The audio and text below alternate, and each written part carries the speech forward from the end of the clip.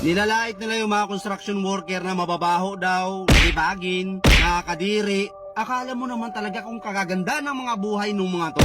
Ang lakas manlait ng kapwa. Anong masama sa pagiging construction worker? Construction worker ka man o naman trabaho mo, basta hindi ka nagnanakaw, marangal na trabaho yan. Ang hindi lang marangal, itong utak ng mga taong to na walang ibang laman kundi ang manlait ng kapwa na akala mo naman talaga ang gaganda ng mga buhay. Pati mukha, di ba? Kala mo kung sino maganda yung mga babae dyan? Hindi ko na lang ipangano dito yung mga mukha eh. Baka mamaya magsipagpalagan, mag-iyakan naman yung mga yan.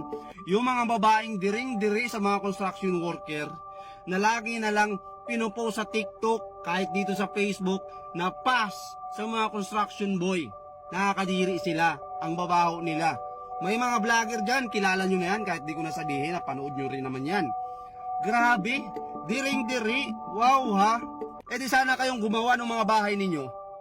Ayaw nyo pala eh. Nandidiri pala kayo sa mga construction worker. Kayong gumawa. Tingnan natin. Masyado kayong magagaling sa buhay eh. Ha? Baka yung mga magulang ninyo, baka yung trabaho niyan, kawatan yan. Ha? Baka yung pinapakain sa inyo ng mga magulang nyo, ang ganda ng trabaho ng mga magulang nyo, pero lakas naman mangawat. Ha? Ang lakas mangutong sa kaba ng taong bayan. Bato-bato sa langit. Lakas yung manlait sa mga construction worker, porkit ba nasa opisina kayo? Naka-aircon kayo? Hindi kayo naiinitan ng araw. Maganda yung mga uniform nyo. Kaya feeling nyo, ha? Kayo na yung pinakamayor dito sa mundo. Trabaho nyo na yung pinakamalupit. Lakas yung manlait sa mga construction worker. Baka nga, sagad kayo sa utang eh. Ha? Baka yung ATM nyo nakasangla.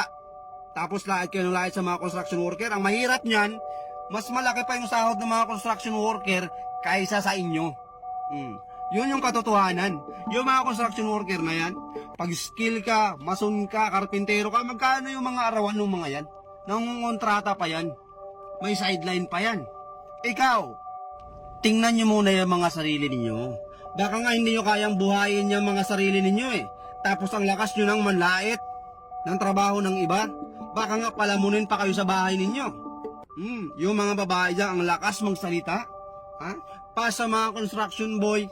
Tapos yung mga napangasawa, ang pupugi, wala namang alam na trabaho, palamunin. Oh, real talk. Real talk, babae pa yung nagtatrabaho.